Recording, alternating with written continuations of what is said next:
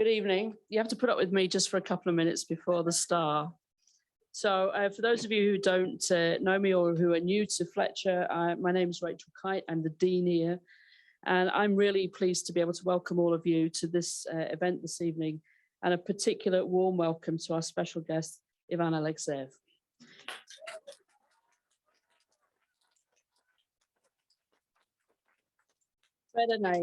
Better known as Noize MC. So this event has been organised by the Russia and Eurasia Program here at Fletcher, co-directed by Professor Chris Miller and Dan Dresner, and managed by the erstwhile and always creative Arik Burkovsky. It's dedicated to teaching and research on a broad range of both historical and contemporary issues related to Russia, Eastern Europe, Central Asia, and the Caucasus. Our mission is to educate future scholars and practitioners to generate the cutting-edge scholarly analysis that we need for this complicated world, and to foster the cooperation with institutions across the region. We've also pulled off this evening's event with the Tufts Department of Music, chaired by Professor Richard Jankowski, and I'm really delighted that we were able to work with the music department. Music studies here at Tufts are integrative, and tonight's conversation is a perfect example of how we work together across the university in a cross-disciplinary, educational and cross-cultural communication way. This semester, we also launched a cultural diplomacy initiative here at Fletcher, led by Professor Carla Canales, who couldn't be here today due to COVID. She's an opera singer and has been an arts envoy for the US State Department. It is an educator globally on soft power and cultural diplomacy. So this event also fits into something that we're beginning to develop here at Fletcher as we think about all of the dimensions of soft power and all of the ways in which we can communicate with each other. This evening's conversation, which will be moderated by Oleg Shakirov, who is a visiting scholar here, will not only focus on Ivan's unique music and poetry, but on his blacklisting in Russia over the past decade, his resistance to Russian authorities, his support for jailed anti-corruption activist Alexei Navalny, his opposition to Russia's war against Ukraine, and much more. As Russia's assault on Ukraine continues, Fletcher is committed to promoting dialogue about an advancing understanding of the conflict and its origins, and I hope over how to build a peaceful and green and clean and modern and dynamic Ukraine. We do so through a combined effort both inside and beyond the classroom, supporting faculty who share their expertise through the media, counselling, governments and international organisations, and hosting events that will allow us to deepen our knowledge of Russia, of Ukraine, the wider region and of the people. We're humbled to support fellow academics and to provide a temporary destination, a safe space and a home for them to continue their research and scholarship. This semester, I'm really proud that we host 5 visiting scholars from Russia and 1 from Ukraine, and we're working to build a network of experts to promote the rule of law, peace, and security. As this war rages on, the lines of communication between Russia and the West are increasingly severed. When the Russian government ramps up repression to clamp down on internal dissent, it is the voices of anti-war artists and activists that will serve to remind us that there are different perspectives within Russian society. This is true in every war. Through their art, prominent cultural figures like Noize MC have the potential to affect hearts and minds, to counter misinformation and to encourage peace building. They will be the peace builders. While the ultimate resolution of any conflict lies in the realm of politics, it requires the work of many individuals, including musicians and poets, to advance understanding, to seek out the truth, and to foster reconciliation. As an institution committed to increasing understanding through diverse perspectives, it's really important that we were able to host tonight's discussion. This is a war that often gets portrayed as a war between democracy and autocracy. It's not the only conflict in the world portrayed that way. But we have to examine carefully, I think, the impunity with which a state can act in its oppression of its people domestically and in the way in which it flaunts international law.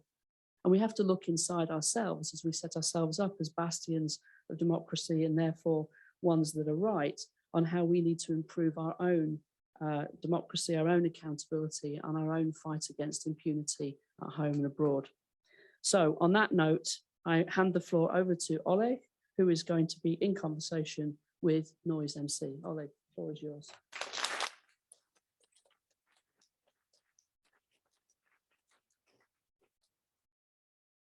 Hi. Hello, everyone. Yeah, no, I'm super happy to have everyone here. And as a moderator of today's event, I would like to start with a short biography of his. So before becoming Noize MC, he was first known as simply as Ivan. Some of you might know that. He was born in the Smolensk region and then spent most of his childhood in Belgorod, which is a city in western part of Russia, just across the border from Kharkov in Ukraine. Inspired by such acts as Nirvana and Prodigy, he got into music as a teenager first and rose to early fame with local rock and rap bands. After graduating from high school in the early 2000s, he moved to Moscow, where he started building his music career out of a student dorm room of the Russian State University for the Humanities. So for those of you who might live in a dorm room, he's probably an inspiration. So over the 2 decades of being active in this field, he has done it all, starting from online rap battles to producing his own hip-hop opera. But most importantly, he has been consistently putting out great music, releasing 9 studio albums and multiple singles and collaboration projects.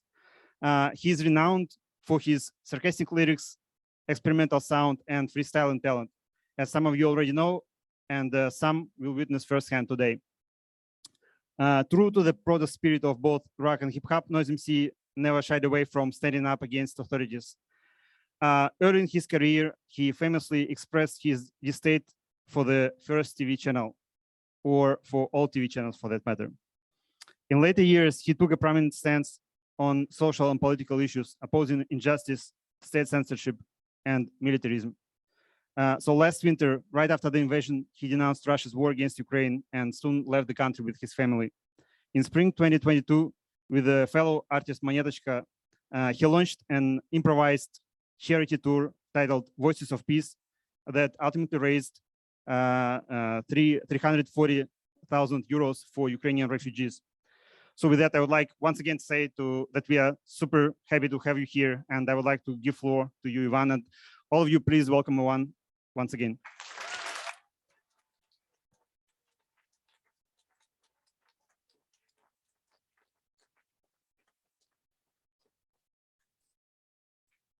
So yeah, that's true. I left my native country this February, right after the war started. And the first thing I produced at Russia was a huge European tour, a charity tour to help Ukrainian refugees. And the main song of that tour for me, for my part of performance, was a song called Yardan. That means Jordan. This song was created in 2014 in collaboration with a very talented band from St. Petersburg. The name of the band is Atlantica Project. Of course, this song was dedicated to the war started by Russia in Ukraine in 2014, I mean. It resembles to a conflict between Israel and Arab countries, and the chorus is in translation that means the glaciers will melt, the Jordan will re-water, Shalom Aleichem, Aleikum Salam. So Shalom Aleichem, it means peace to you in Hebrew, and Aleikum Salam is the answer in Arabic, like peace to you too. So these languages are very similar actually, and these people are similar too. So, but this song is mostly about Russians and Ukrainians. So I would like to start with this song here.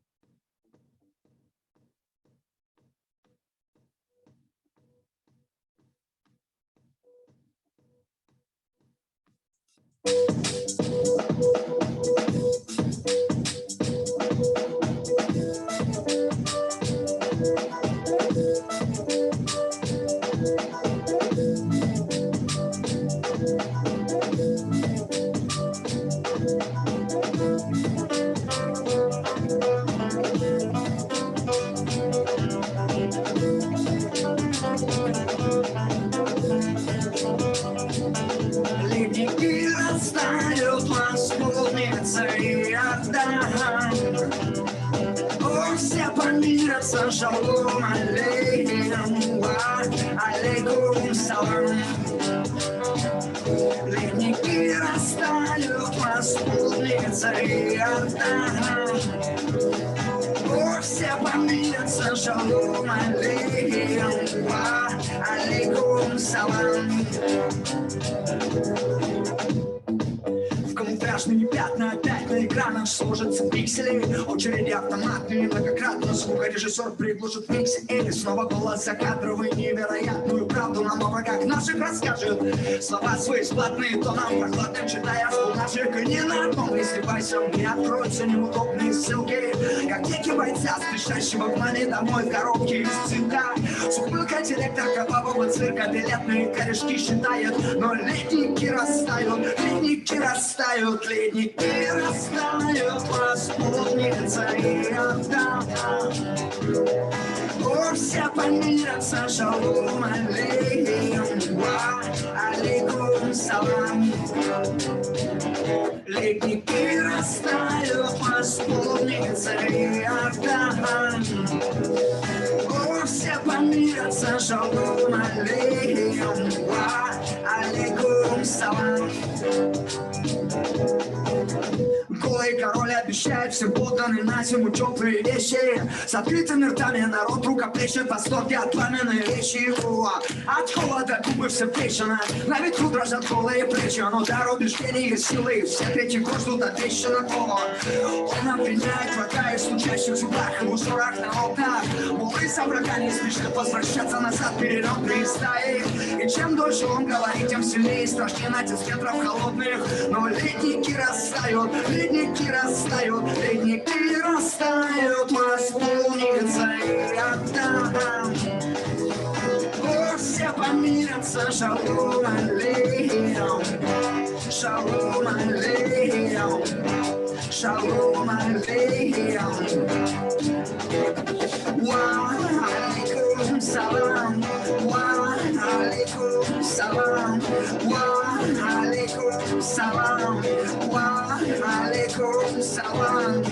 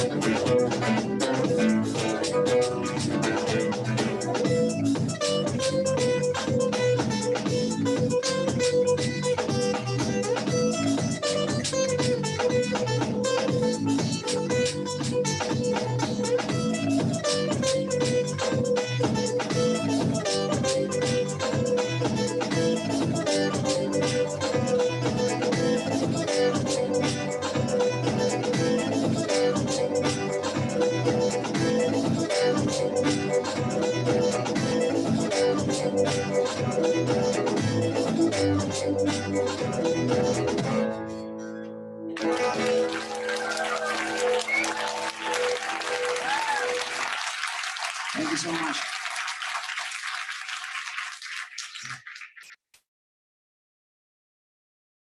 So, to be honest, it's much more easier for me to start with music. And thanks a lot for your applause. Happy to see you all here. And I would like to tell a bit more about my childhood because it's closely connected to what I'm doing now. Well, as it's been said, I grew up right by the Ukrainian border. I lived in Belgrade, which is just 80 kilometers away from Kharkiv. So it's 40 kilometers to the border, 40 kilometers up the border is going to be Kharkiv. So Belgrade is not a big city. It's like 3 or 400,000 people in there. And Kharkiv is second largest city in Ukraine and it's the former capital of the country. So it was our closest megapolis, not Moscow, not St. Petersburg, but Kharkiv. And that meant a lot, especially in terms of street culture, in terms of what I was doing. My band was the first rap act in the city. And at the same time, we had no any infrastructure for rap bands there. there was no rap scene at all. And at the same time, in Kharkiv, there were a couple of very big, like countrywide festivals where different rappers, b-boys, graffiti artists could compete and show their art. So our dream was together to visit all those festivals, all those parties, unbelievable events, and then you turn back to Belgrade and got a punch in your face because your pants are too wide. Of course, we were super fond of Kharkiv, and huge crowds were moving constantly back and forth to one direction and back, just to spend the weekend in a bigger city, to have a cheaper shopping, to visit relatives and friends. And many of us just lived like in two cities at the same time. No one could imagine at those times what a disaster we're about to face like in 15 years. So it's not just weird to me, it's a big tragedy, and I just can't believe it happened. I learned that the war started not from the news. My cousin wrote me that he finished his work at night, and he wrote me an SMS like, "We'll launch rockets to Ukraine right now." 2 hours later, I opened my phone and read the news and realized that that unbelievable tragedy started in full. My ancestors were Ukrainian. My grandpa is Ukrainian. He never actually spoke Ukrainian, but he understood a lot, and he showed me Ukrainian alphabet and explained me the reading rules. So I was fascinated by Ukrainian language culture, and of course, all of us listened to lots of Ukrainian music, which was actually predominantly in Russian, but of course in Ukrainian too. And that sounded cool for us. It was charismatic. It was interesting.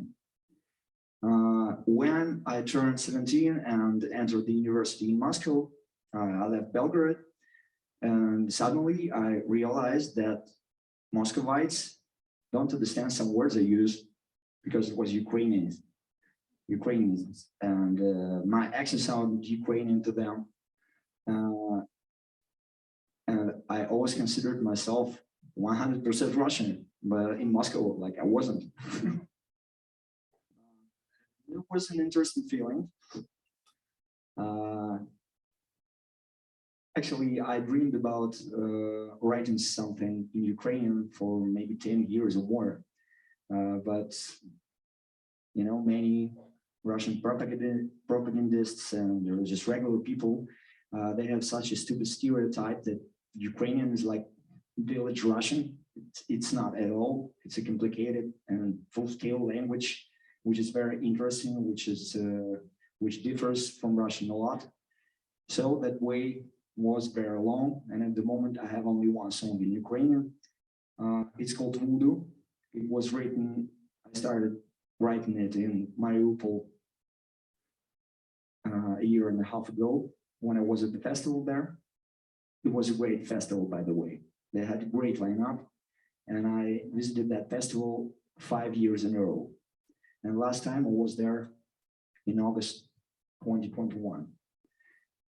So the song is called Voodoo, and the main image in the lyrics is a voodoo puppet, which is very similar to that evil wizard who's putting needles in it. So it's a metaphor of what was going on between Russians and Ukrainians during all this time. And now the song sounds like it was written just a couple of months ago. I'm going to change my guitar to perform it. Just wait a minute. I hope it.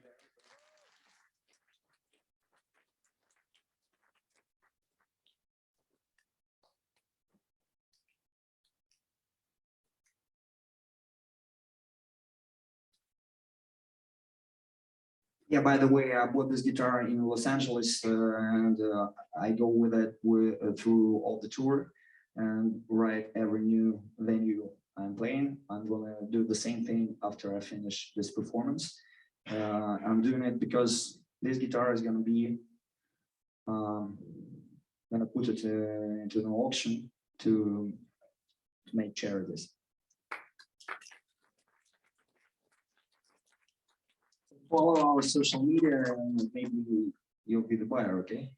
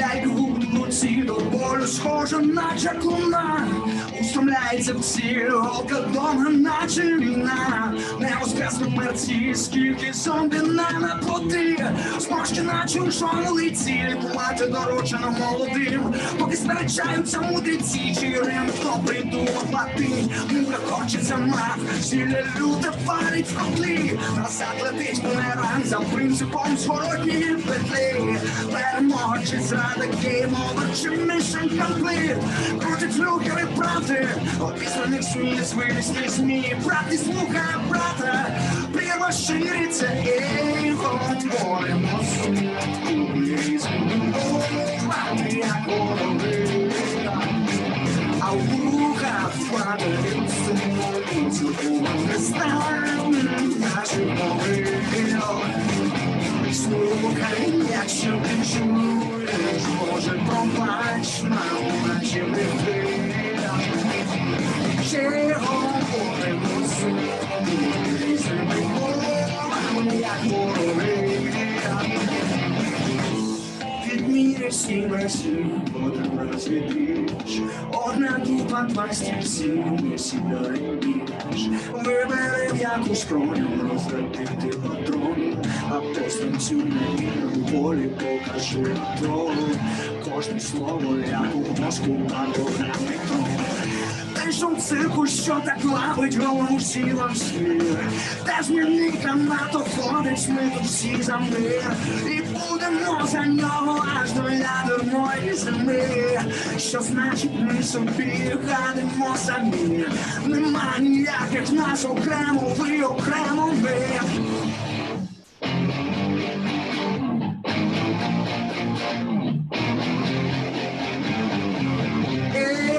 Говоримо знову різними мовами, як вороги, а у вухах матері сум, це понад хрестами наших мови. Слухай, якщо ти чуєш, Боже, пробач нам наші гріхи. Ще говоримо знову різними мовами, як вороги.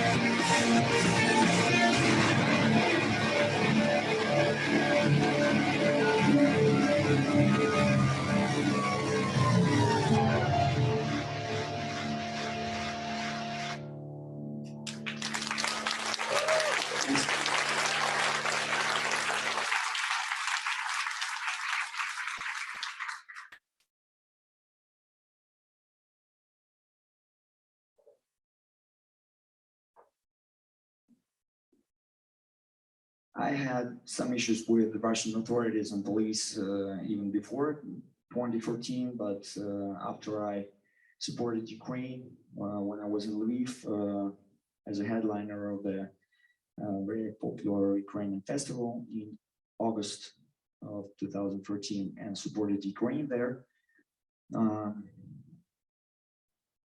I was banned in Russia. So I've been somehow blacklisted during last 8 years. Well, that fall of 2014, it was our big Russian-wide tour. And we had like 60% of our gigs canceled. Canceled in different manners.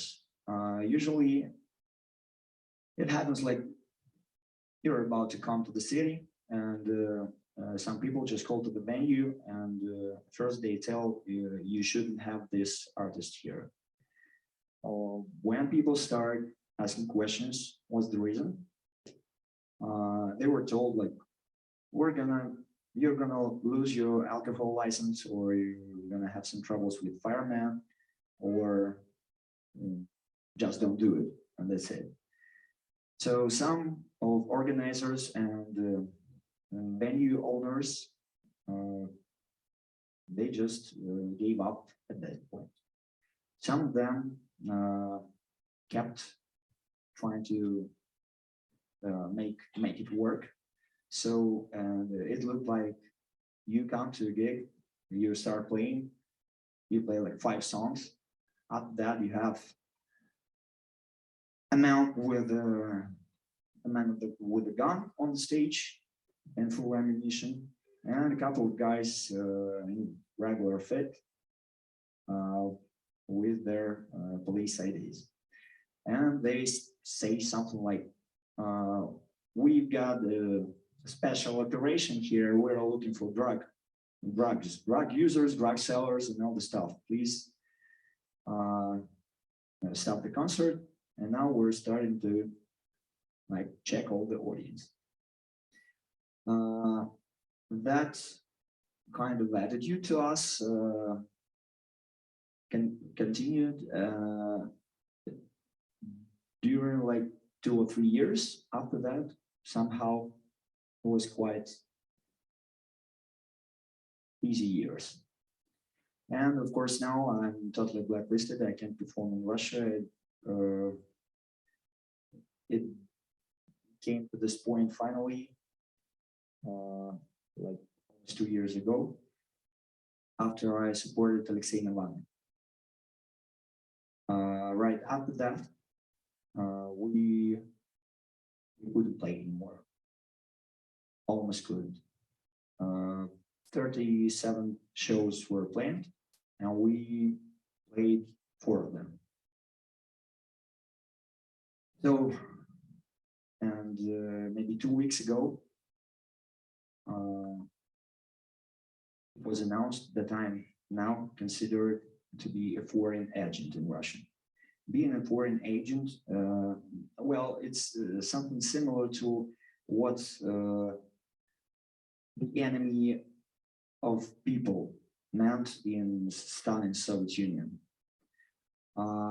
In practice, that means that I have to write that on all my social medias and starting every public scene, I have to mention that this message is created and spread by a foreign agent. I'm not going to do this.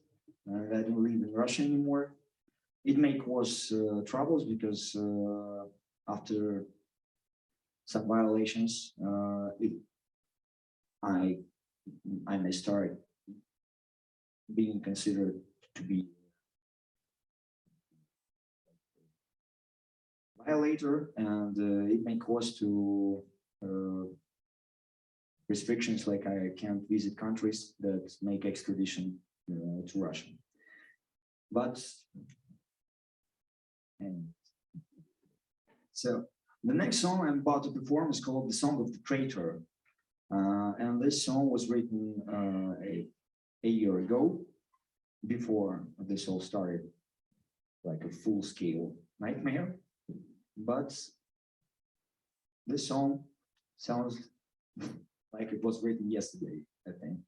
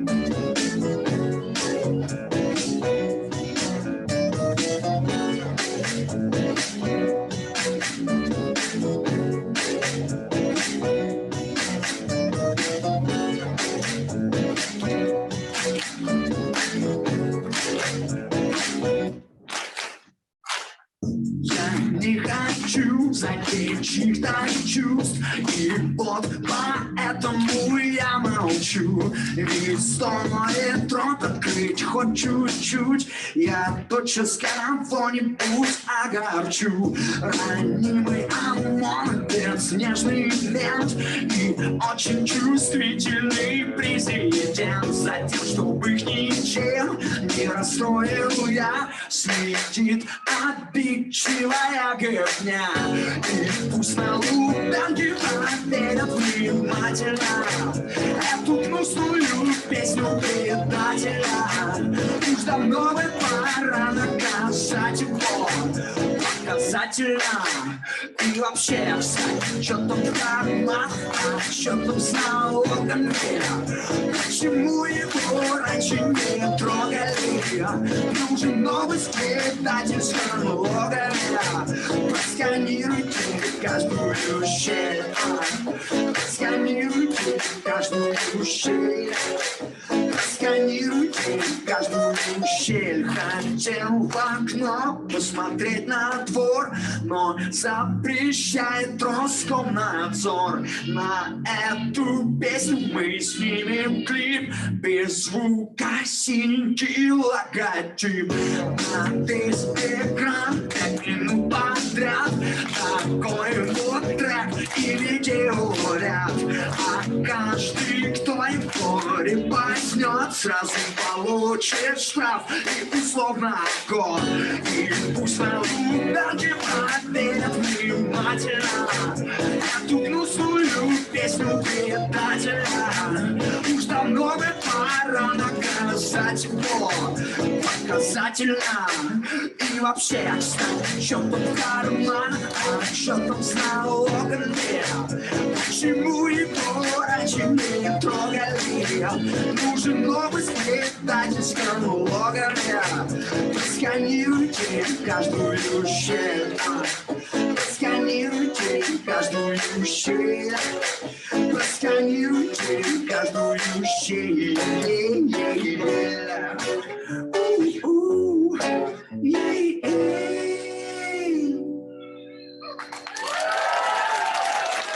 Положили пол лицом на спецназовцы.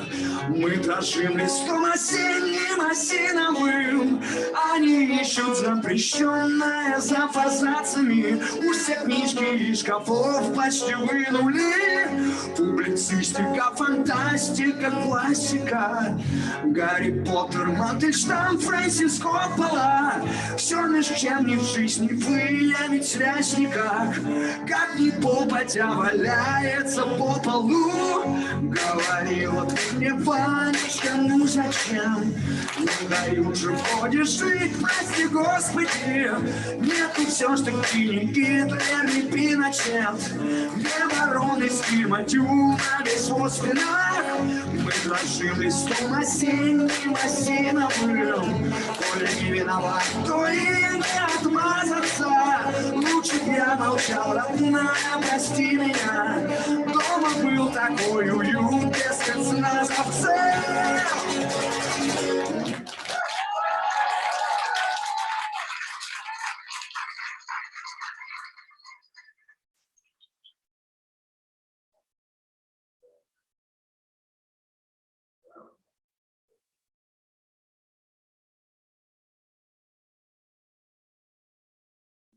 Well, my wife was so much against releasing the song a year ago.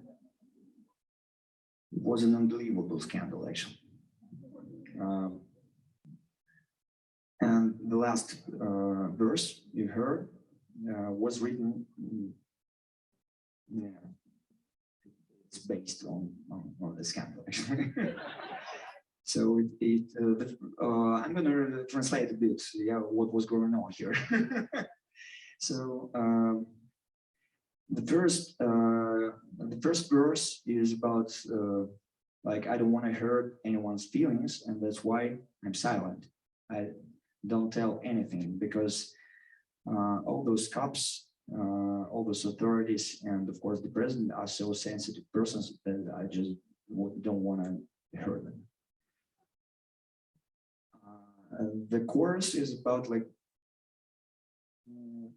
let those KGB guys, FSB guys, no matter what, at Lubyanka, attentively check the lyrics of the song.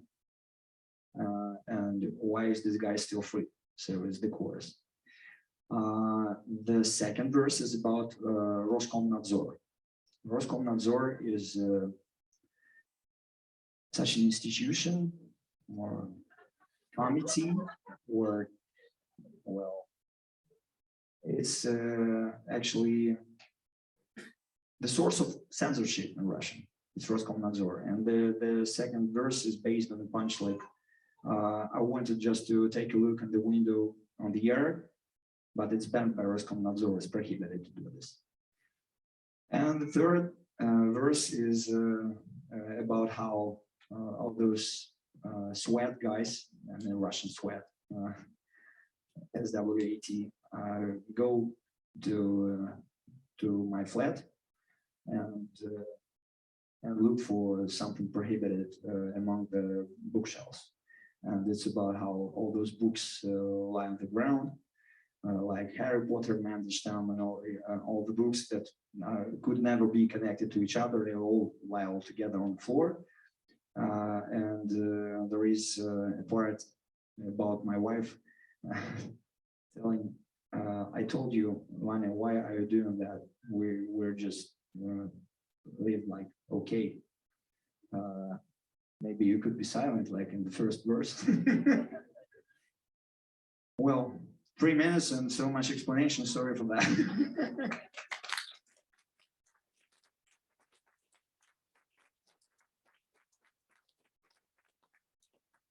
So,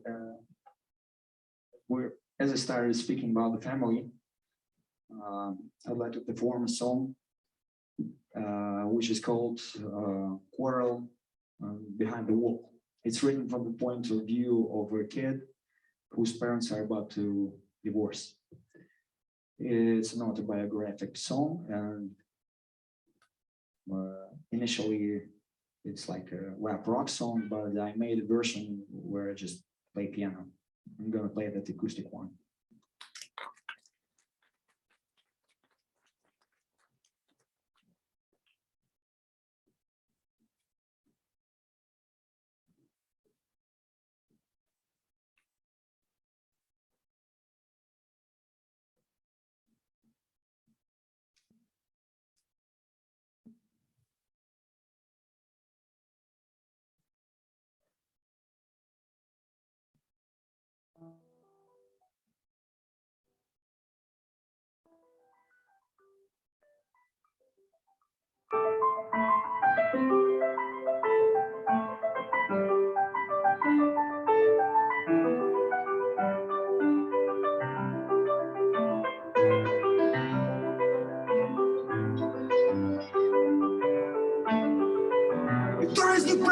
все равно, ведь они оба мне нужны.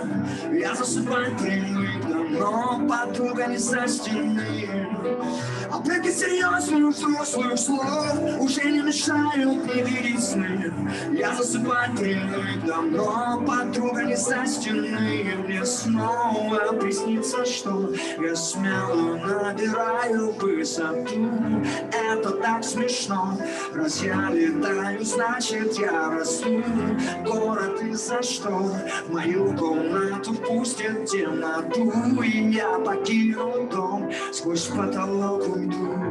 Через квартиры соседей, мимо антенн на крышу нашей девятиэтажки. Это совсем не трудно и не страшно. Все дома внизу как будто из кубиков сложено. А я, наверное, оттуда кажусь размером с горошину. Машины ездят крошечные, как игрушечные. В любую, кажется, можно пальцем подушечками вцепиться и покатить ее куда захочется. Прямо как в песочнице. Мой полет не кончится, пока я утром не вернусь на ночь старше став. Пока мама с папой не выяснят, кто из них прав. Они меня не замечают за стеклом оконным. Друг на друга лая, как пара собак пистонных. Спорят на повышенных тонах, снова что-то делят. И думаю, что в постели, а я не здесь. Я там, где облака и звезды. И не беда, что мне гулять нельзя так поздно.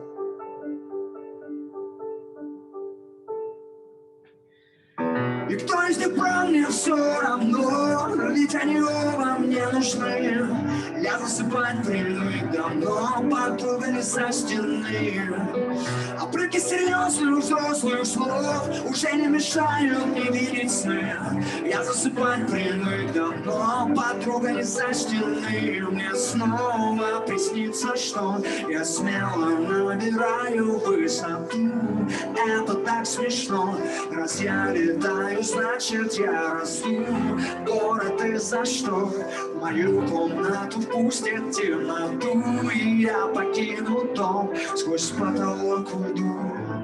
Рассвет оторвет нового дня, темную упаковку с того же края, что вчера привычным движением ловким к автобусным остановкам потопают фигурки. С кухни подтянет крепкий кофе из маминой турки. Это значит, летать уже хватит. Скоро в садик, кто на меня ждет, посадочная полоса кровати. Когда я приземлюсь, они уже будут не вместе. Я стану маленьким оружием в большой месте, умеющим делать больно против собственной воли.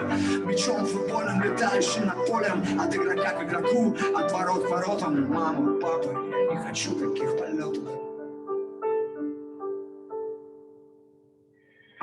И кто из вас прав, мне все равно, вы оба мне нужны. Я засыпать привык давно, подруга не со стены. А прыги серьезных взрослых слов уже не мешают мне видеть сны. Я засыпать привык давно, подруга не со стены. Мне снова приснится, что я смело набираю высоту. Это так смешно, раз я летаю, значит я расту. Город из-за штор в мою комнату впустит темноту. И я покину дом, сквозь потолок уйду.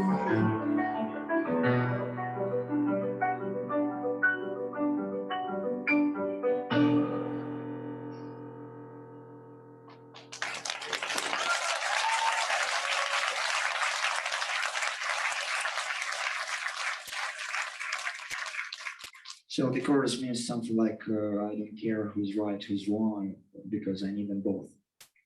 And before February 2022, performing this song, I often dedicated it to what happens between Russia and Ukraine. Now, I think we're in the point where, like, daddy stabs mom with a knife in the belly. So I don't do it anymore.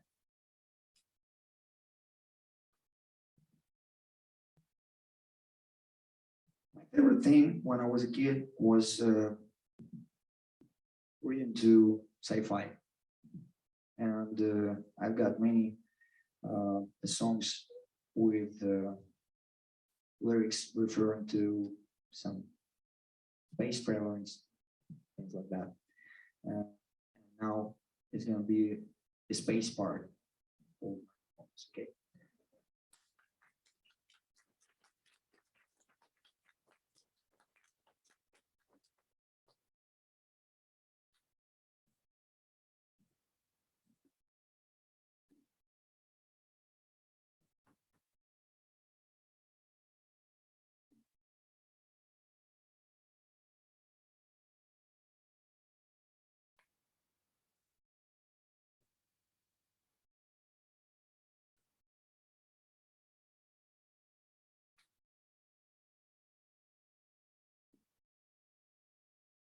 So the song I'm about to sing is called Voyager 1, Voyager again in Russian.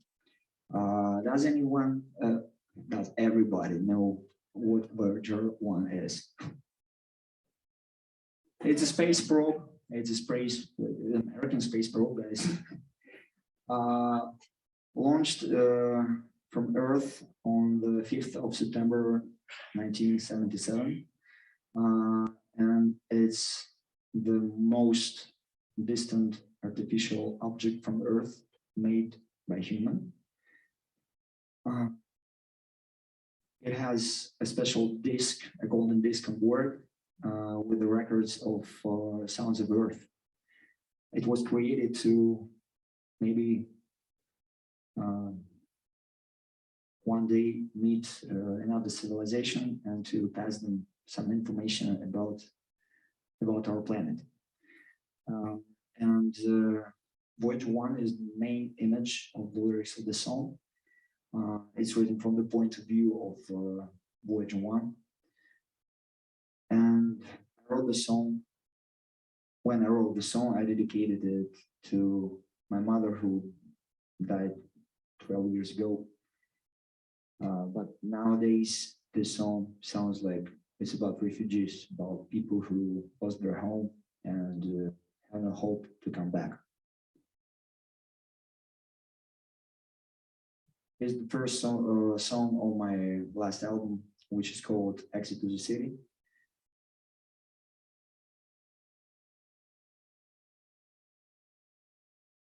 And it's my main sci-fi song at the moment, I think.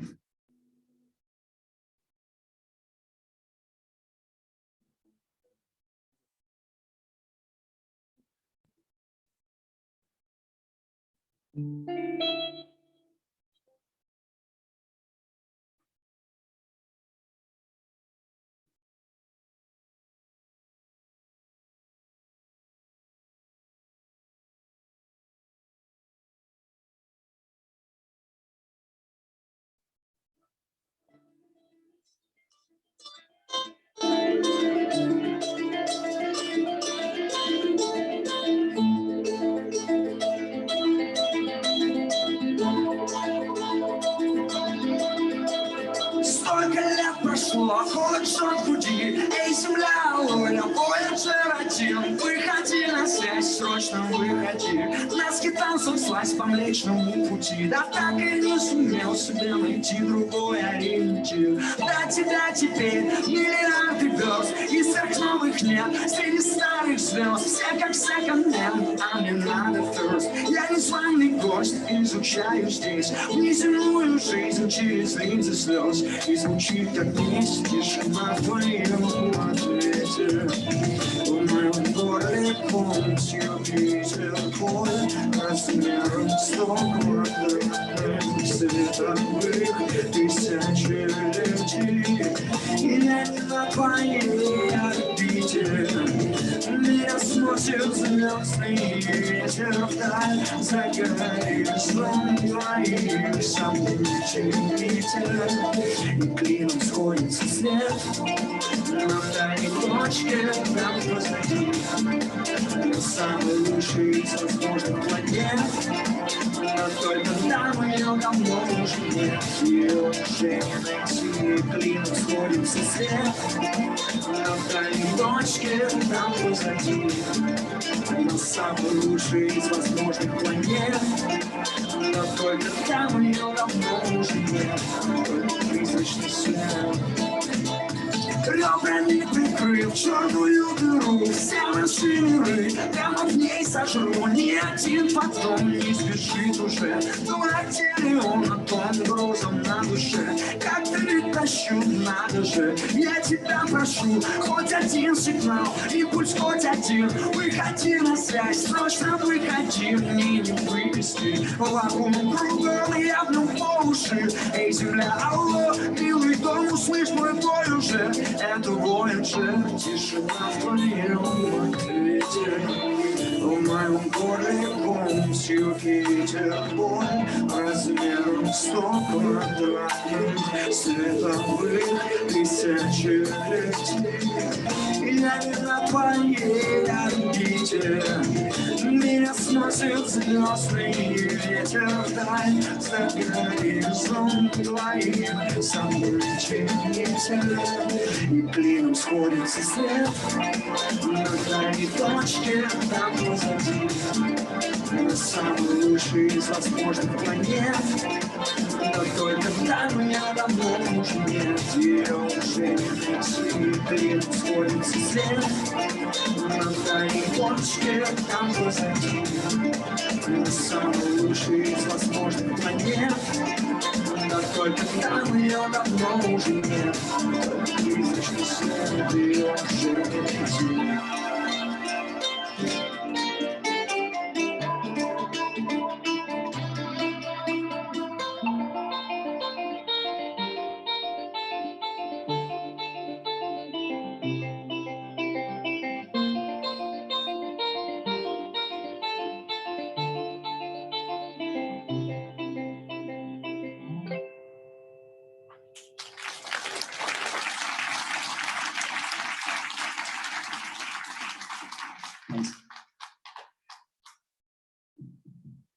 Well, I've got many anti-war songs which were written in different times, and now I'm going to perform maybe the oldest one. I wrote it in 2009 in airplane. We had a gig in Vladivostok, which is in the Far East, and it's like nine hours flight from Moscow. I just wrote the song all the time when I was in the plane. It's called "It's Awesome on Mars." It's a sci-fi song which tells about how Martian civilization was destroyed by nuclear war. And of course, there is a comparison to what's going on Earth. It's awesome on Mars, or "На Марсе классно." In Russian, it's going to be "На Марсе классно."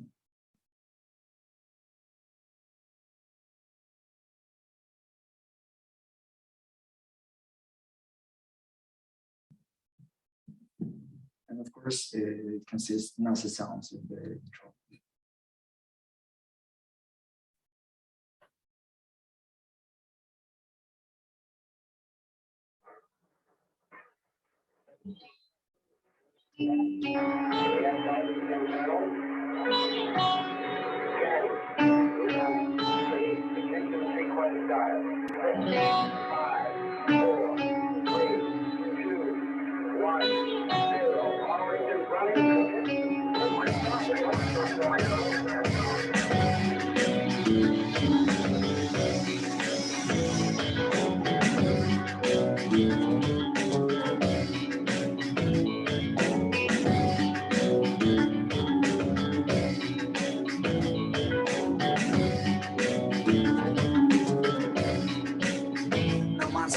Красные пески, крутые горы и кратеры, безумно красивые каналы рядом с экватором. Ничто не сравнится с тамошними закатами, правда холодновато и давление, мягко говоря, низковатое. Зато две луны на небе и очень яркие звезды. Это из-за низкой плотности воздуха. Жаль, что так поздно земляне получили снимки с этой прекрасной планеты. Тут было еще прикольнее до местного конца света. Летом цвели пышным цветом диковинные растения. Не видно высокие из-за слабого притяжения. Шумели гигантскими кронами в лесах, скверах и парках. И в их тени прятались местные жители, как-то жарко. Они были похожи на нас. Не во всем, конечно, но все-таки в целом без какой-то там оголтелой экзотики. Иная форма ушей, пальцы рук другие по длине. Но умирать им было так же страшно, как тебе или мне. Марс, бог войны, не слышащий молитвы. Вали Салим по Пушкина, волчок убитвы в топку. Военные карты с планами наступлений. Засыпаем окопы, разбираем укрепления. Марс, бог войны, не слышащий молитвы. Вали Салим по Пушкина, волчок убитвы в топку. Военные карты с планами наступлений. Засыпаем окопы, разбираем укрепления.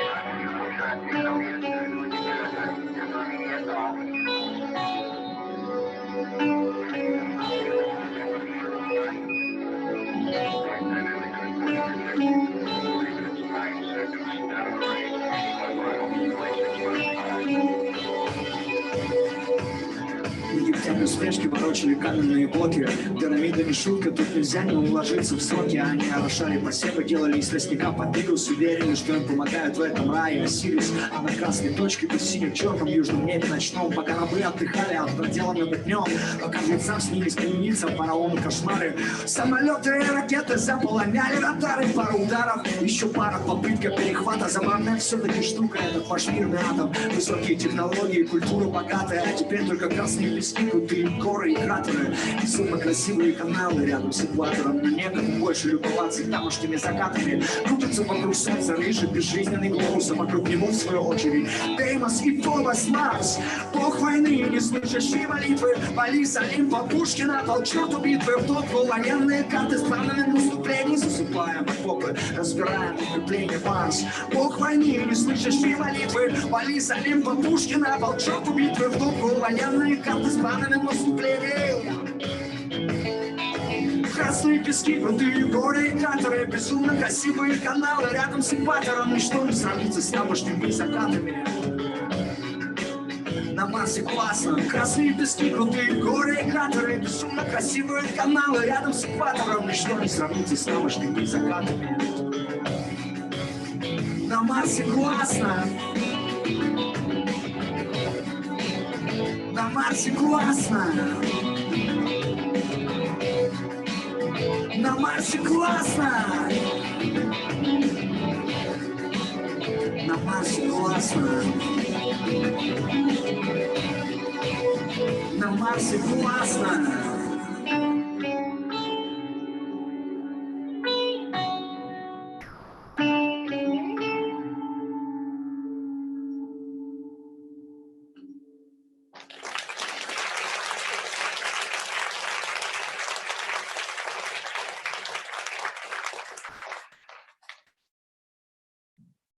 So maybe one more song and we could converse a bit, like have questions from the audience, okay? Are you ready for that? Or I can play like 2 hours, it's not a problem for me. Just tell me.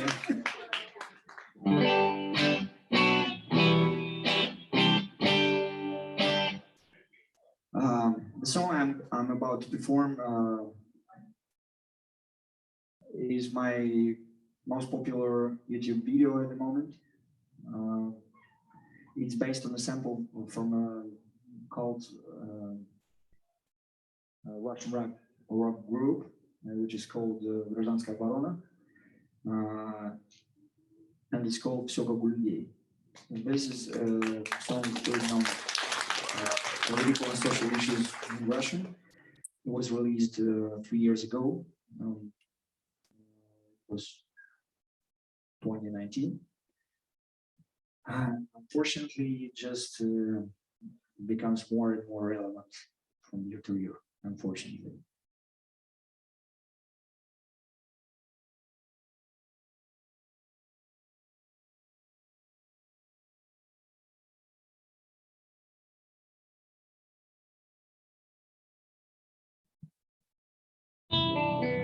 Вы как-то сказали, я процитирую, нам всем кажется, если навести порядок твердой жесткой рукой, то всем нам станет жить лучше, комфортнее и безопаснее.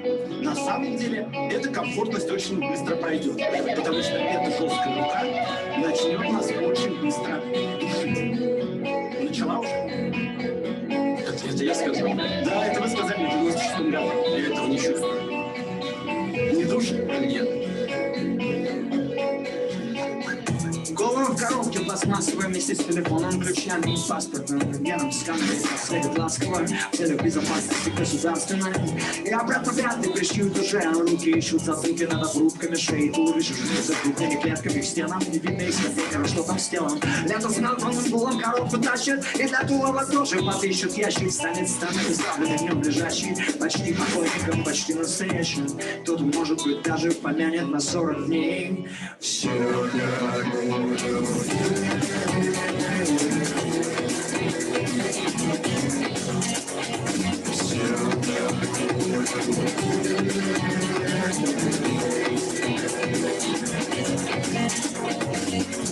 А девочки из конной полиции с белым айфоном на белом жеребце ждет в инстаграме лайка от принца и ждет от черной пятницы низкий цен. Давно забыт напыться по улице, винтят демонстрации мальчики и коллеги, обсуждают рецепты подружки, убийцы в небо заблокированной телеги. А на завтра купит снега наборчик лего для племянника на его рождение тень. В наборе автозаки 3 человека, двое ментов на одного, все как у людей. Все как у людей. Все как у людей.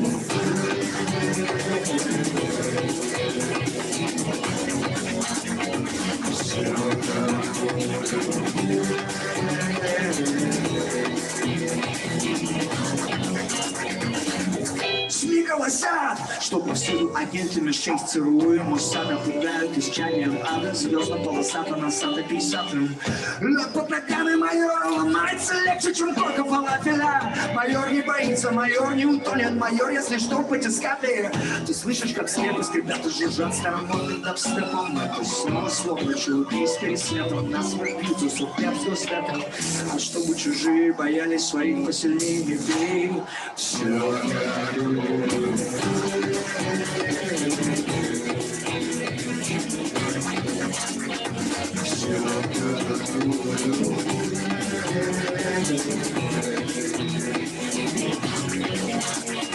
как жизнь выгнетает, перестань. Если кипиш реальный начнется, что будет, представь. Если путь тебе не мнется, безвыкин даст там. Хули ты все надрубаешься, в натуре достал. А дерьма на вентиляторе дышать не легче. Лишь какой-то респиратор, бежать покрепче. Без тебя хватает, правда, орать легко. Все знают, как не надо, как быть никто. Поливший бетон, ветер полунада. Угрозу планета, магната, ума палата. И на все свои взгляды, а ты что-то пиздишь. Поняла-то нахуй для заложенного режима. Всяком во рту, про детских затях. Пункт в соцсетях, тески под чужую тупку на чужих костях. Кто чего больше газпромовских пошугал, подшитым за костякам, шикарных особняках.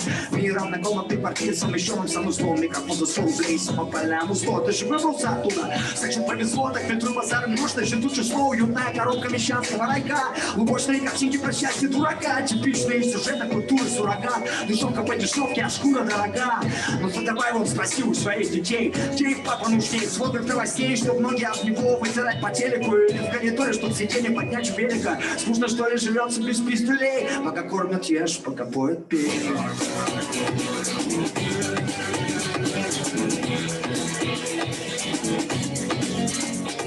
Все как у людей.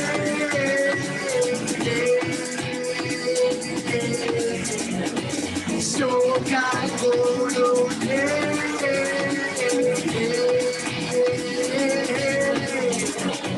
Все как у людей.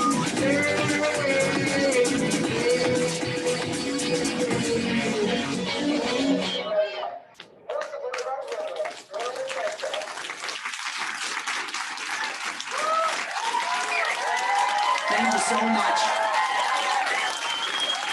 Спасибо. Дякую.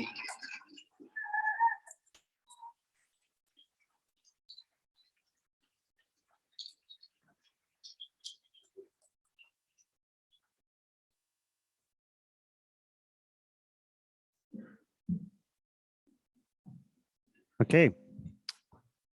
Did you guys like it or? I just. Thank you. I was just wondering. So I'm sure many people have questions. We have 2 mics here and there. Please make a line here and there. It will be easier for us. So before people make it, I will use my privilege as a moderator to ask a couple of questions. So on this poster, we have this slogan, "Rap against the machine." And in some of your songs, it feels like the protagonist fights against this Leviathan, this machine. So the state as something singular. But have you actually heard from some individuals who work for this system, some individuals who work for Roskomnadzor or for security services, who are like, Ivan, we actually like your music, but like you still will not perform, but we actually enjoyed your last album. Have you heard from them? Did you talk to individuals who work there? Do you understand them? Actually, not last couple of years, because I think during the last couple of years, the situation became like, it's impossible for those people, I think, to come and tell me something. But I met cops who wanted to make photos with me before they arrest me, for example, something like that. It's like Eminem song. What was it? There is a line like signing CDs while police fingerprinting. Yeah, that's about me too. Okay, so some fans there as well. Maybe they miss your shows. Okay, so another question I had. So you mentioned, and I think this has been one of the kind of emotions that many younger Russians share, that it's an unimaginable tragedy. What is happening in Ukraine, like it's very difficult to fathom even now what is happening. And so for some people have been feeling powerless, unable to kind of move forward and do something else. But you are here, you're touring, you're putting out new music. Like, what is the emotion that is driving you, or maybe some emotions that are pushing you forward and pushing you to make more art, more songs, and just to be active? The main emotion, the main thought behind that is I know that I'm right. I'm sure of it.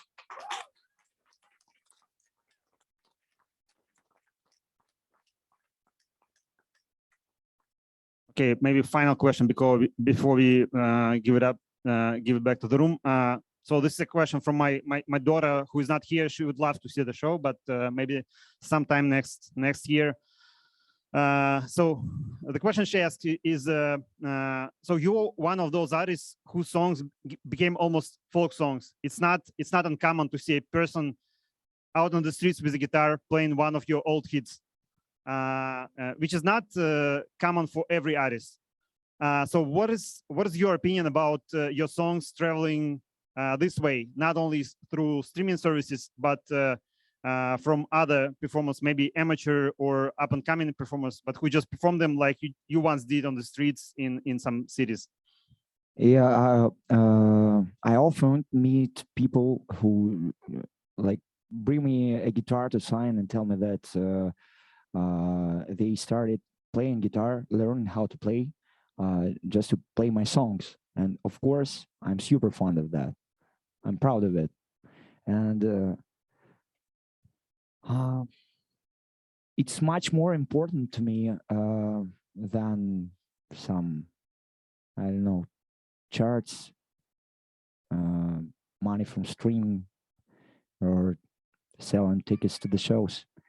When you see a person who's just singing your song in the street, at that moment you realize that you did something important. So I love that part of my life. I'm proud of it. Yeah, thank you. Okay, so we have many people. So let's go this side and that side. So let's start with you. Hello. Hi. My question is, what would you have done differently 18 years ago, knowing that a full-scale war is going to happen between Russia and Ukraine, and what's important to you now? I would spend much more time and attention to talking to my elder relatives, to speak more on different issues happening between our countries. Because, you know, there were many times when I just decided not to talk on those topics, just not to start arguing, and just spend some time with my grandma, grandpa, and stuff like that. That's the main thing I would do in a different manner if I could turn back. And what? So as for the rest, to be honest, I think I did a lot to prevent this war, actually. So I repeated that. Very relatable. Thank you. Thanks. Thanks. Let's go over here. Thanks. Ivan, I wanted to preface the question with a thank you. I first heard your music probably about 10 years ago at a street culture festival sponsored by Snickers, the candy bar company, in Kazan, Russia, and most recently today. And throughout this time, I would say in Russian that we grew on your music. What city was it? Kazan. Da. So we grew on your music, and we've changed over this time. Your music has evolved, you've changed, but the thank you is for remaining and being honest in your music and in your art. Thank you so much. Wow, it's the best question so far. So my question is, there's a phrase in Russian, "Понимать, в какой стране ты живешь," which could be translated as, well, it's a really complicated feeling, but it's a disillusionment with one's own country and the political system, as well as an understanding, a sober understanding of what things you're allowed or not allowed to do. So in your life, as you grew up and moved to university and were doing music, how did that understanding build up over time? In what situations? And how was it reflected in your music as well? To be honest, I don't have an idea how could I become who I become, because in my family, main moral was about like, don't try to do something special, something unexpected, because it's not going to work. But I almost wanted to know where is that limit and what's behind that limit. And this intention was so deep, and it remained during all my life the main driver for me, maybe. So I guess I don't have a proper answer for this question, but the feeling behind that is this one. Thank you. Thanks.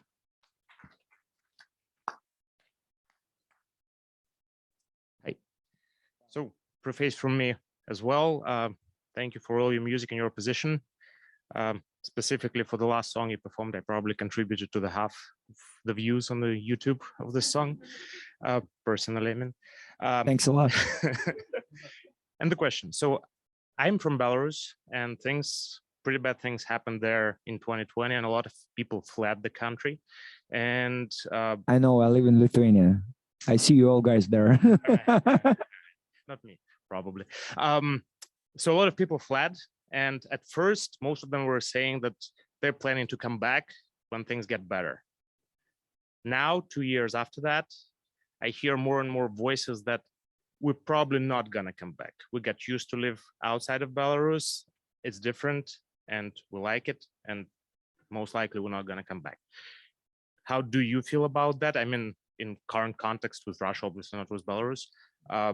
Are you planning to come back when things get better, or there is a line after which you not gonna consider coming back? Thanks for the question. To me, the main reason I left my native country was an opportunity to give my kids a feeling of living in a free world, to give them perspective, international perspective, and to raise them free people. And it's very, very sad, but I think that no matter when this goddamn war is about to finish, after it finishes, Russia won't become a free country like this. It's not going to happen. And they only lived their childhood once. And now it's the most important period of time for them. So, to be honest, I think that I want to raise them outside Russia, no matter what. That's what I come to. Thank you. Thanks. Hello. Oh, hi. Thank you for the performance. So this is what living in a free world means. Yeah. There was recently your second. Yeah, I love that kind of world. Speech, yeah. So this is you recently gave your second interview to Yuri Duch that was published. Actually, there was a question I think he's going to ask you, but he didn't. So I will ask you. Well, good job. Yeah. So during your performance today, you briefly mentioned Alexei Navalny, and I want to ask: so, do you have any song dedicated to him, or like, do you have like a song which reflects like your feeling about him, or are you going to write such song? No, I didn't think about that, but now I have to. I see. I can't apply any of my songs to him personally. I don't know, but I know he liked Всё как у людей much. Yeah, so maybe that one could be what you're talking about. Thank you.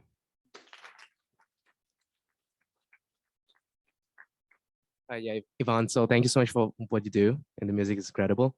And I'm half Ukrainian, and I have friends who are fighting on the front line in Ukraine, but I also have relatives in Russia, like my second cousin is mobilized at this point.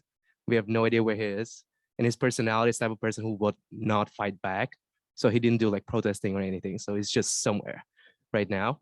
So I also have friends and also connections that I've been talking to people in the Vesna movement in Russia, or just those who have been like actively taking actions within Russia by themselves, like 2 or 3 people drawing graffitis.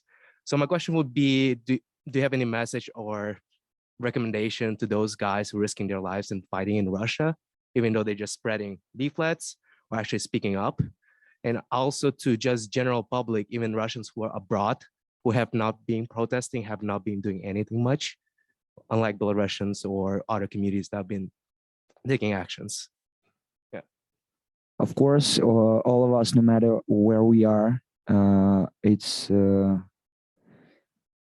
well, it's our duty to do something, and everyone have to start with something. If it's too scary for you to join protest actions, then you can donate or just speak to your relatives, to your friends, and to deliver your position and to argue with those people and to prove them they are wrong. I know that it's already dangerous in Russia, but somehow we have to do this job every day. And everyone has to find his own path and to create some ways to work on it. I'm afraid I can't offer any certain way to do this because it's so much personal. But the direction is like that. That's my opinion. Yeah, I appreciate that. I mean, I kind of hope that all Russians here could spread that word to other Russians as well, because I literally have friends in Russia risking their lives who I went to school together. And I have friends in Ukraine who are on the front line. And to those who are in Russia, they're really disappointed not seeing actions abroad as well. Thank you. Thanks. Hi, Ivan. So first of all, I want to thank you on the behalf of a really good friend of mine, because you got him out of a post-breakup depression 8 years ago. So thanks. Yeah, and my question is, I believe that some time ago, Danila Poperechny in his stand-up mentioned that you had some kind of a group chat. And in that group chat, you mentioned, you dropped a song to that group chat. And people in that group chat convinced you not to release it because releasing it would mean getting the foreign agent status immediately. And so yeah, and he was such an asshole talking about this publicly. Yeah. Yeah. Okay, I apologize for that. Yeah. So since not you. Yeah. So since you got the foreign agent status anyway, do you mind?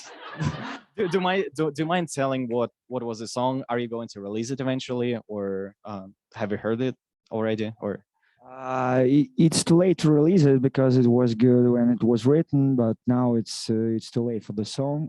But the main thing about the song is that the song of the traitor, which was performed here tonight, wouldn't ever exist if that story wouldn't happen. So everything happens for a reason. Okay. Thank you. Thanks. Hi, my name is Val and I'm from Kazakhstan. I just wanted to say that I don't have any questions, but by listening to your songs, I have a lot of answers. And thank you so much for that. Another thing I wanted to share today is that I remember myself and my friend Vika walking in Kazakhstan in a very, very small province there. and singing your song Monkey Business. Wow. And I really want to share right now that with Vika, because this is a very, very special moment for me that I see you in person today. And another thing, maybe you don't need a lot of encouragement right now because you have a lot of people surrounding you and saying, come on, let's go. But I just wanted to let you know that this is the nice place, and anywhere you go out of Russia, you will see people encouraging you and saying, come on, let's go. You got it. Because all of us here experiencing the same emotion without being present in our land, without being present to our family, to our closest family members, friends. And I'm really worried about Russia right now, and I'm really into Ukraine. And I'm really glad that you, the person who's spreading this out and showing your fight for the country and the people over there by saying that we are not right and all of us can do something and contribute our word to it. So thank you for that. Thank you. Thank you very much for these words. Thanks a lot.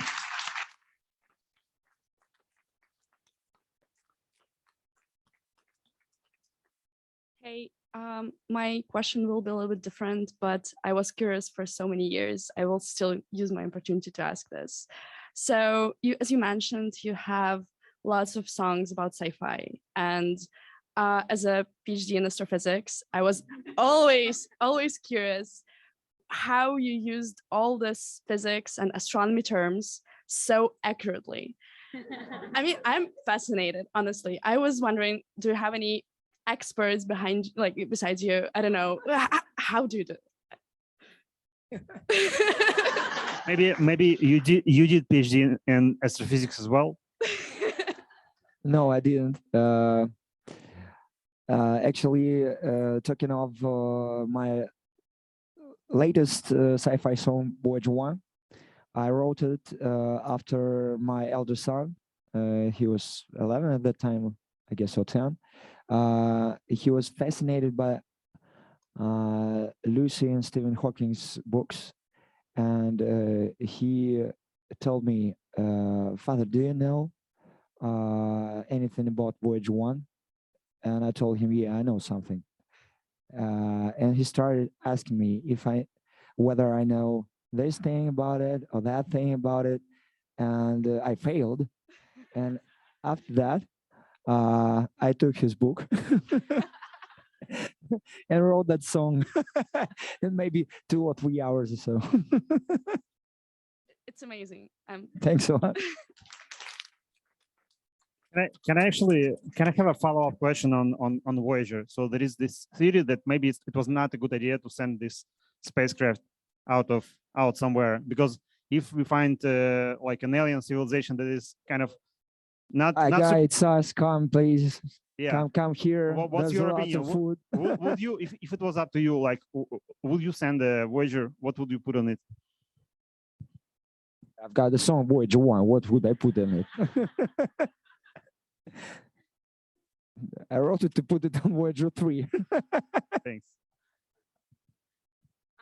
Hi, I also wanted to start with a thank you. I moved to the States at 13, which was slightly before a lot of the anti-Putin immigration wave, and felt very alone in that, and sort of grown up also on your music. You know, like Ruben Izistini was something that got me through my parents fighting when I was, a teenager, and sort of going through that. And then now sort of thinking more of that, sense of losing your homeland as a place that, I think early on I had a lot of naive thoughts of like, maybe one day things will get better, and then I watched my dad with like a gaze of like, maybe Russia will be next. And then, that seems very silly now. And I'm wondering how, this is a sort of more of a personal question, I'm expecting to have a son in a couple of months, and I'm thinking about more and more of like, how do I tell him about where, his mom's side of the family is from? And I'm curious, as you have young kids and you sort of are thinking of, you talked a lot about raising them in the free world and sort of how to give them that freedom of being somewhere else and forming into their own people. But how do you talk to them about where you're from? I know they're older, but, and they've seen some of it, but how do you sort of go about that journey of having them understand and have some pride in their heritage, but also know the bad things and the nuance of it, and sort of see that crazy path that Russia's been on for centuries of just like descending into the same authoritarian patterns and oppressing so many people. Well, as for my kids, they don't have any illusions about what's going on, and we don't sweeten, that pill.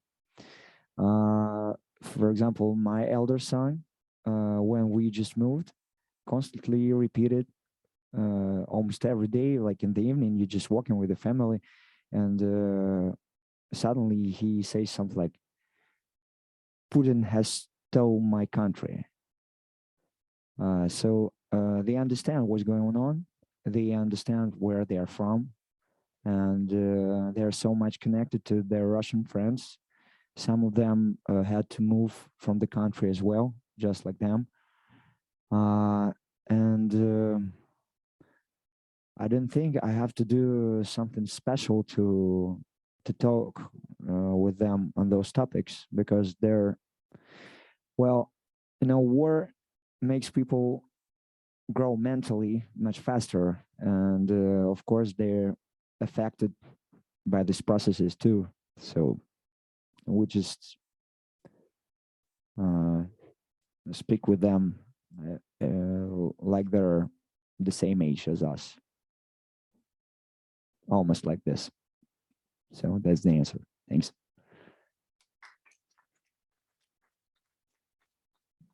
Hi, Vanya. Before I ask my question, I have two comments. The first one is thank you so much for the concert yesterday. It was amazing. I know there are a lot of people here who went to the concert as well. Thanks.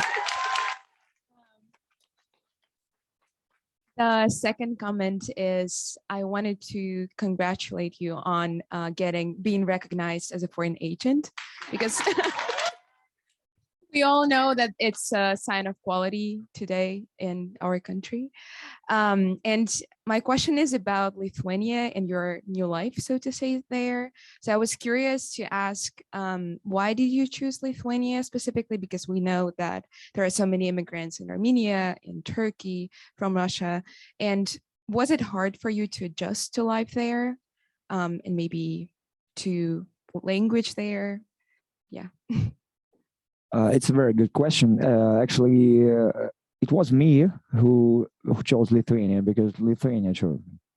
And it happened a year ago when I have no idea how to call this institution in English. Следственный комитет. How can I translate it? Investigative committee. Investigative committee, and its head, Alexander Bastrykin, initiated checking of my lyrics and finding there some traces of extremism, Nazism, rehabilitation, and other crazy stuff.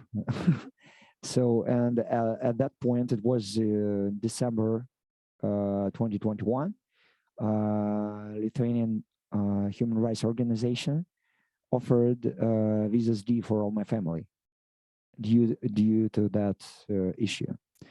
So after that, we moved to Mexico to just wait what was going to happen, because no one knew.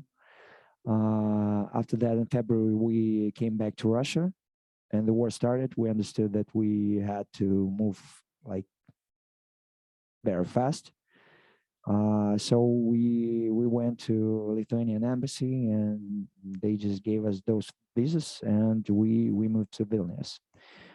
And I'm super fond of the country, of the people, of the culture, and actually there are lots of Russian speakers there.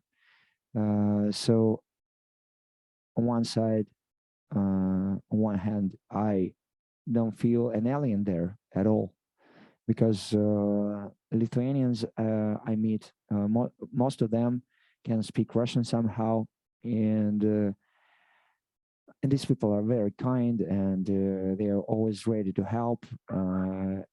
And I faced amazing hospitality there. My kids already have many friends there, and I'm happy to be there, actually. I love Vilnius, I love Lithuania. It's a great country and great people. Thank you so much. Thanks. Ваня, спасибо. Поговорим приватно, да, чтобы никто не догадался. Okay, let me switch to English. Thanks for the lecture and like for the concert yesterday. Was amazing. Thanks a lot. Big fan for many years. I'm sure like many people here. You mentioned answering the question earlier today that you wish you talked to your family more about what's going on, right?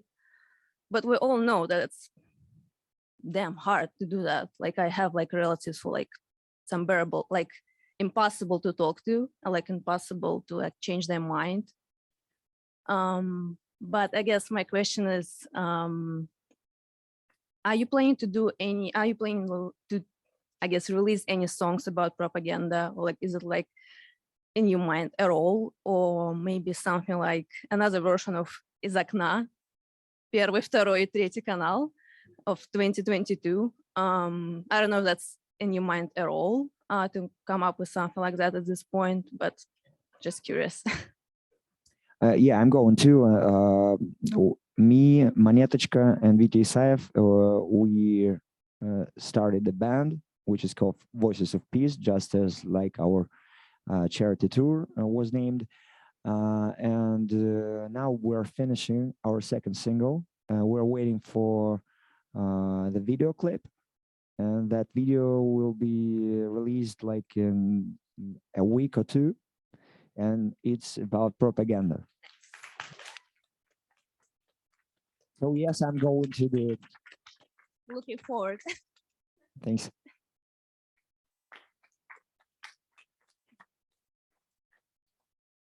Okay, I will also say thank you so much for your performance and that you came today and that you stayed with us yesterday after the concert, even though you were so tired. So my question is kind of related to the wonderful Russia of the future. I know like a lot of my friends are really hopeful about it and they think that this future is nearby, while I was also kind of hopeful during 2020, 2021, witnessing all of those protests, you know, like hundreds of thousands of people walking down the streets. But after the war started, I saw quite a lot of people supporting all of this, and there are lots of people who are like not really supporting this, but they are okay. And I'm wondering, like, do you think this future is near, and is it possible for like Russian community to change into more like thinking it's bad, but we can deal with it, and rather into I want to live better, I want to have a better life, I deserve it? I think that it's going to be a long process. Unfortunately, I think it won't happen earlier than in 20 years or so. I think we're going to have another generation gap. So to fix it somehow. And that's why I told that I'm not about to come back to Russia with my kids, because now they're 10 and 12. And next 10 years are extremely important in terms of what kind of persons are they going to grow. So I think, yeah, I think it's 20 years at least. It depends on how soon will this regime end. I think from this point, it's gonna be like 15 years more. 15, 17, I don't know. That's my feeling. Maybe it's not too optimistic, but that's how I feel this problem. Thank you. I kind of also feel this way. I just really hope that people can feel that they deserve better. And I need that we all Russians who are now outside the country, we have to become, like a whole entity to start more relations between us to fight against all this nightmare. Actually, it's our task for now. Thank you so much. Thanks.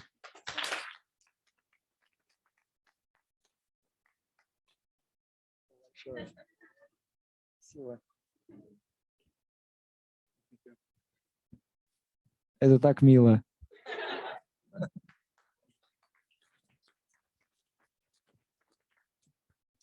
Hi, Ivan. Thank you so much for yesterday. I can speak better right now, but in the morning it was totally killed. So my question not gonna be about politics. First time I hear your song, it was a Arbat song. He was playing guitar and some jamming. It was, I believe, 12 years ago. 12 years ago? So the video was uploaded to YouTube 12 years ago.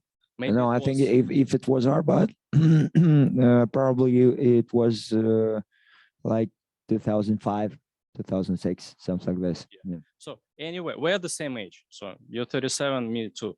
But the question is, you known like the straight guy, right? So you got your thoughts and that's it. So no matter what, you're going straight. If you see something illegal or something like something bad, you got your thoughts, you show it, you explain that it's not right. For example, song Mercedes S666 and 10 days in the heaven when you was sitting in a jail and making songs. So you show everybody that's it's not right. The question is how you find the energy to move straight, no matter what. From you guys. From you. Thank you. Yeah, because everything what's going on right now, it shows who is who. So a lot of people who we've been thinking they're really cool guys, they know what are they doing, show that they're not really cool guys. But you is an example of the person who always moves straight. So looking at such people like you, we can say that we got that energy too. So please keep going, show what you can do and make people be proud of you. So both sides, Ukraine and Russia, Belarus and other countries, post-Soviet Union countries who speak Russian, Ukrainian and other languages. Thanks a lot. Thank you. Oh, thank you very much. Of course, I want to start with thanks because this kind of events is, I believe they are really important.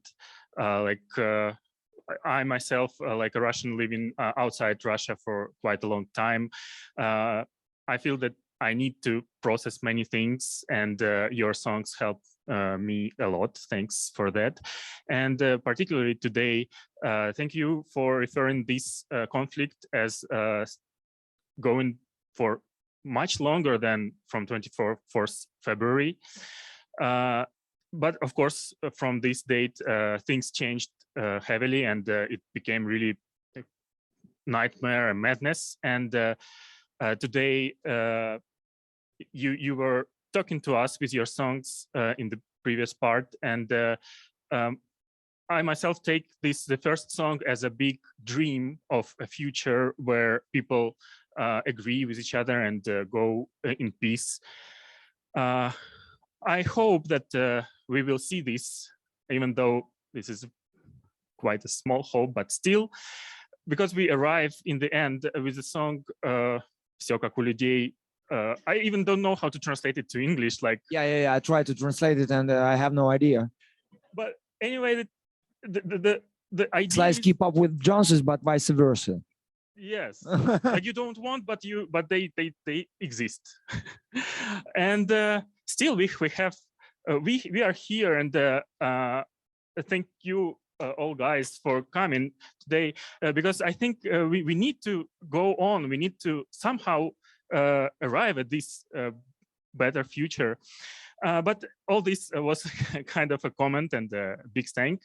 My question is a little bit about different. In this view of importance of dialogue and processing things, today from Madam Dean, we've heard that even other democracies might be able to get something from even this bad situation like ours.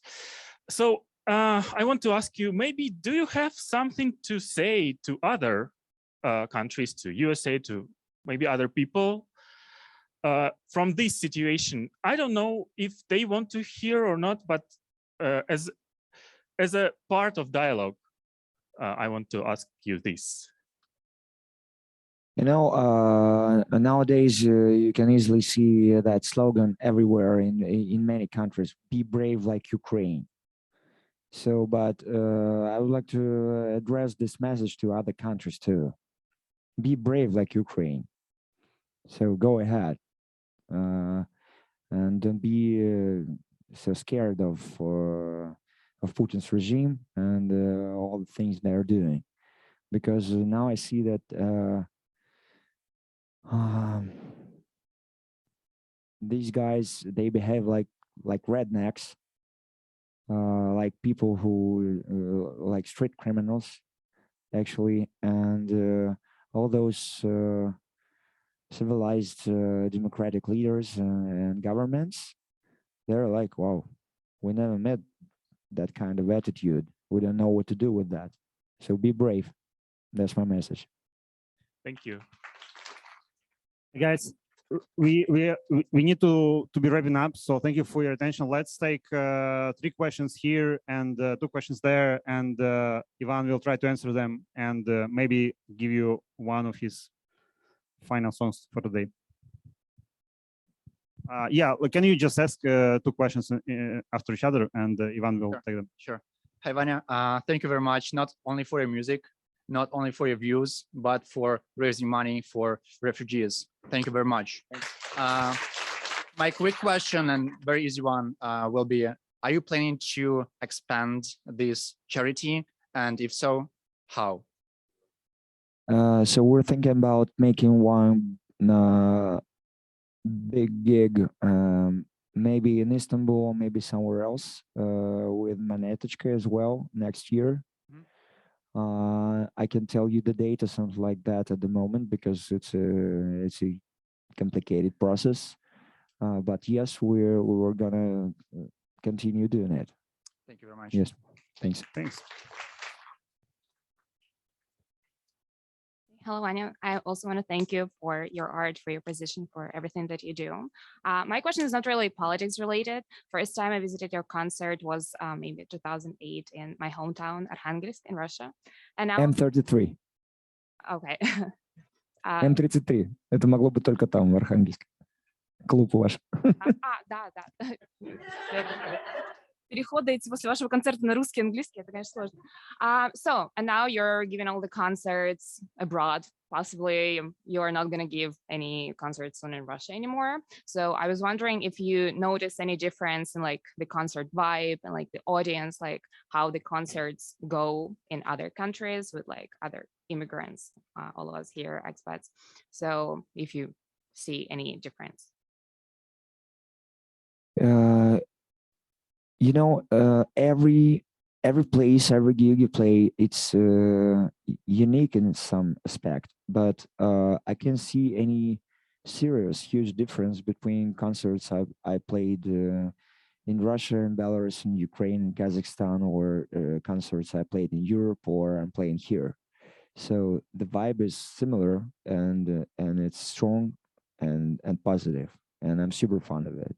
I'm so happy doing this tour in Canada and United States. We didn't believe it could work this way, because I'm here without a band. There are only 2 of us, me and my sound engineer, Vladimir. It seemed the only way. It seemed the only way to do it, to come just us 2, without all the band, without all the techs and all the stuff. Because we couldn't imagine so many people would come. but I'm so deeply impressed with your support. Thank you very much. Thank you for what you do. We'll keep coming, please keep coming to us, and we will be going to your concerts for. Thanks a lot. Thank you. Hey, sorry for keeping you guys waiting, but you got to ask the most important questions. But please, we'll appreciate if you make it quick. Yeah, my question is about communication. Almost every song you write has a message, has a unique emotion, lyrics and music. And that's obviously your main channel of communication with us. So one half of the question is, how do you form that? What comes first, the message, the music, the lyrics, or all together or randomly? And the second half is, what is your favorite channel of communication for feedback from us? This is obviously a unique moment, so thank you. But this is a rare moment. How do you usually get the feedback from your fan base? I'm going to start with the second question, okay?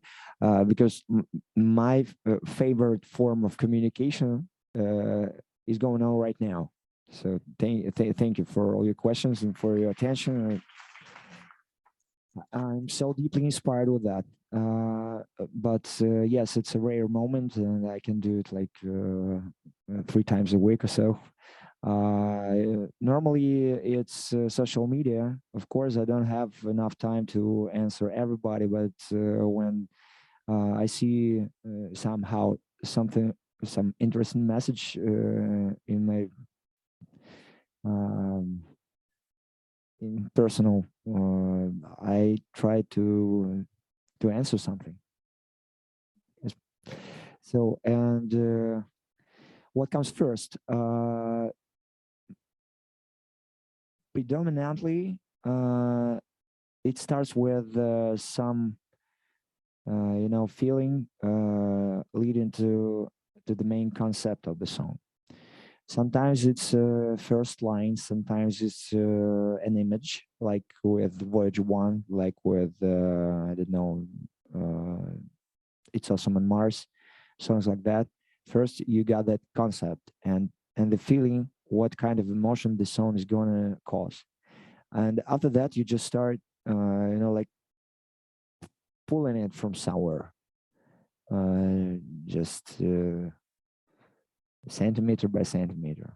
And finally, you have it all in your hands. But sometimes you may just, I don't know, play a riff and record it to your phone and forget about it. And then 7 years come and you just scroll it like that. Oh, wow. Well, what a weird name for this file. What's that? You hear it and you understand that, wow, I'm going to write a song. Sometimes it happens like this. Some songs could be written in, I don't know, 40 minutes. Some of them, well, sometimes it takes several years. You never know. Did you find any of these songs that would predict the future, like many of the songs you played today? Mostly during recent years, I wrote many sad songs, and they all became like predictions. I would like to stop that. Thank you so much. Thanks a lot. Hi, Ivan. I'm Lilia, and obviously a very big fan of your art. And I have a lot of friends from different places, and I find myself talking to them about you at least once every year, just trying to explain how amazing your art is. And I always try to translate it and give your lyrics justice, but it just never happens. It always sounds something like on this very important thing that happened in 2009 that refers to the thing that happened 20 years ago, and it just all gets lost in translation. So I guess my question is, would you consider writing a song in English or maybe an album at some point? Yeah, I've got plans like this, and I'm thinking about translating some of my Russian songs into English. Not all of them are gonna be okay with that, but some are. And I think that, for example, Voyage 1 could be translated, and it could be translated and it could work. And It's Awesome on Mars is a song like this. Sometimes you have some just, things in the lyrics that refer to your national culture, and of course it's going to be lost in translation. But as well, I've got several songs that just not connected with something specifically Russian, and I'm gonna try it. Yeah. You should. I think Thanks. a lot of people are missing out on your art just because they can't understand. Yeah, I know that. It's a problem. Thanks. Добрый вечер. I'll make it quick. I support your idea that it's very important to talk to older generation, especially if you have family members in Russia who've been completely brainwashed and who still believe that Russia is saving Ukrainian people. Unfortunately, there are still a lot of people who believe that. So my question is, do you have any life hack how to communicate with these people, or better say, if you had an opportunity to take control over all media resources in Russia, how would you bring this message to people who believes that there is no war and Russia is doing the right thing? How would you communicate and try to deliver this message to these people? How would you brainwash Russians? So it's an obvious thing. I'm writing my songs, and I'm gonna release one more, which is exactly about propaganda, brainwashing, and about war doesn't exist. So it's my method is understood, I guess. Yeah. So what could I recommend? Speaking to a person who supports war, I think first thing is to be like calm, not to yell, not to argue in an aggressive manner, and I think we should first concentrate on how this war is going to affect Russians and Russia, because when you start speaking on how bad it is for Ukrainians, you lose those people at that moment. It's next step. First thing you have to explain is how this war affects them personally. And in terms of these aspects, I think a big job was made by Alla Pugacheva with her with her post, because it was like every word there is on its place. I think we're gonna work it like that, and sign Monetочka's Telegram channel, because she's doing it every day, and I'm super fond of how she's working with that. I don't have such a big resource. I don't know. She's great about that. I'm just gonna send them your album and make them listen to your songs. It's a good start. One last thing, really sorry to take your time. There is one person here, he's very humble to talk to you, but he's from Belgrade and he was planning to write like a whole banner yesterday on the concert. He's very proud of this city just because you grew up there. And but yeah, it's just something I want to say. So nice of you. Thank you so much. Thank you. Thanks a lot.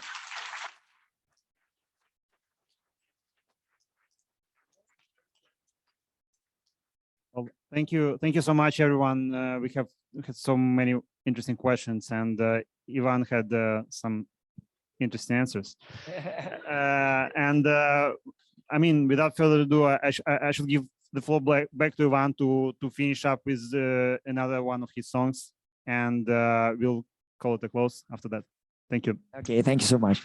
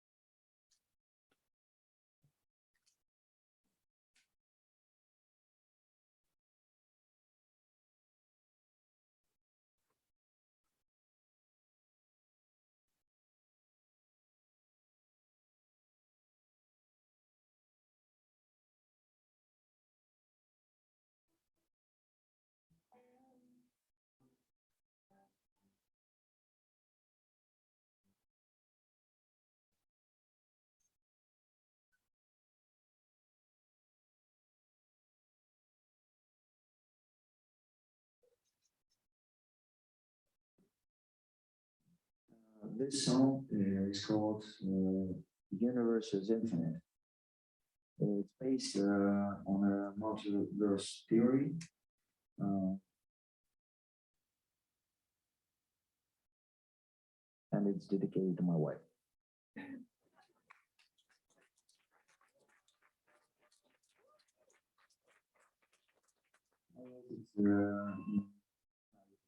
During my Ukrainian tour in 2010, I started writing it in Donetsk. I continued in Luhansk, and I finished it in Kiev. I'm gonna have this route again one day.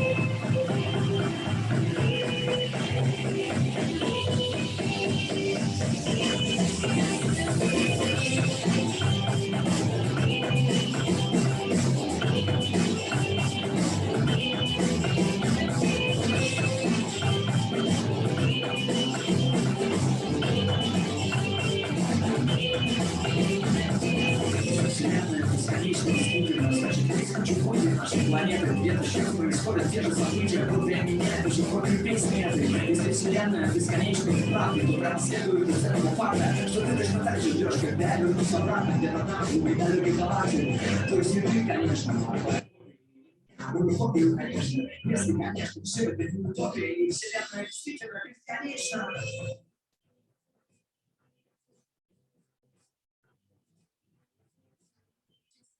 Бесконечно.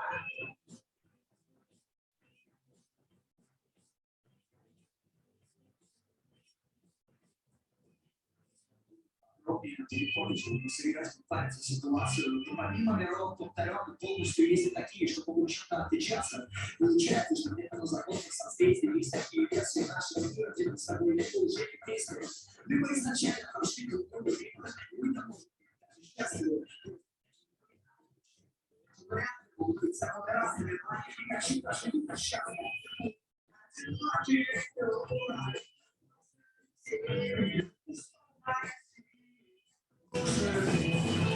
Протяжный непора, убивающий время, понимаешь, что сложно, не нужен. Он забрал уже вещи, конструктор опасный, он распечатался кукол. Но он все еще ищет детали на паспорт, он все еще ходит по кругу. Если я приехал удачно, слабый, безличной жизни, которая нам осталась, значит, случилось, мы прикинь себя, как надо, так как тут никогда не случалось. Мы упадем туда после смерти, может быть, если будем добрыми и хорошими, если играть между нами с тобой, тоже ты мне наскучит, мы уже в магазине брошены, но я надеюсь, что может случиться разно. Я туда совершенно не тороплюсь, я не буду там его, у меня был ясно, еще сильнее, я в тебя все равно не влюблюсь. Одинокий дурак.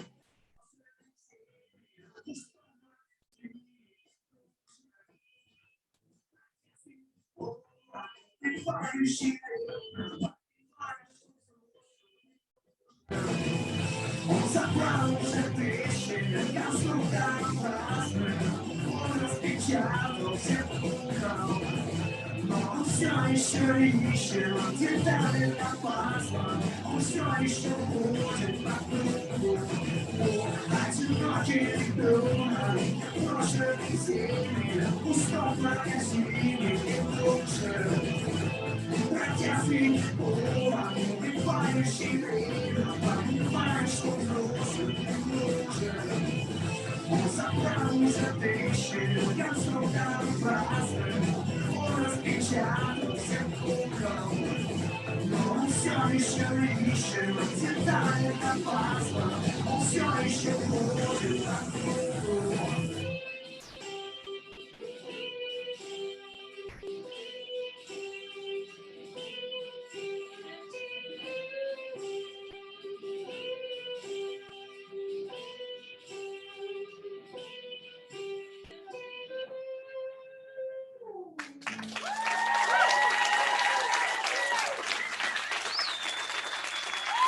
Thank